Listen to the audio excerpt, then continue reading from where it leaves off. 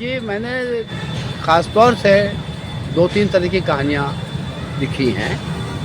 एक तो मेरा जो सबसे बड़ा टारगेट रहा है वो इनजस्टिस के खिलाफ रहा है, नाइंसाफ़ी के खिलाफ रहा है। वो नाइंसाफ़ी औरत के साथ हुई हो, वो नाइंसाफ़ी समाज के किसी गिरे पड़े लोगों के साथ हुई हो या किसी भी तरह से कुछ हुआ हो।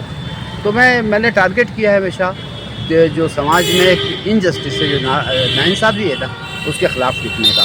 मसलन मैंने एक कहानी लिखी, वो जो रास्ते में खोई गई, और कैसे दलित समाज को ये जो अपर कास्ट है, कैसे वो मतलब ज़लील करती है, कैसे उनको छोटा बताती है।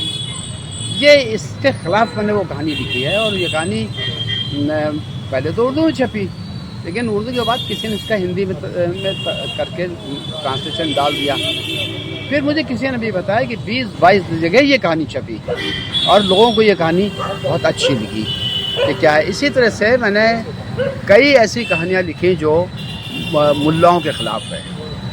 ये जो मुल्ला, मैं जहाँ तक मेरा सवाल है, मैं मुल्लाओं को सबसे बड़ा हिपोक्रेट समझता हूँ। ये ऊपर से कुछ हैं, अंदर से कुछ हैं।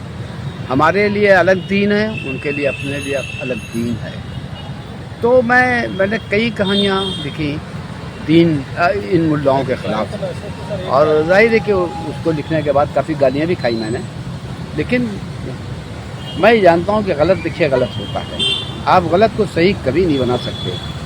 अब ठीक है, कुछ देर के लिए आप कुछ भी कर लें, गाली दे दें, मारपीट कर लें, कुछ भी कर लें, गलत तो गलत है। तो मैंने मुल्लाओं के ख़िलाफ़ कई कहानियाँ लिखी। मैंने जो औरतों के साथ ज़्यादतियाँ होती हैं, वो अपर कास्ट हो या लोअर कास्ट हो, कैसे भी उसका हो, मैंने उसके ख़िलाफ़। किस तरह की जातियाँ आपको समझ में आती है आज भी? मसलन जैसे मैं मिसाल के तौर पे बताता हूँ कि जो जुर्म मर्द के हैं, वो जुर्म भी मर्द औरत के मुंह पे थोप देता है। अगर कोई औरत बिगड़ रही है तो बिगड़ने के कारण,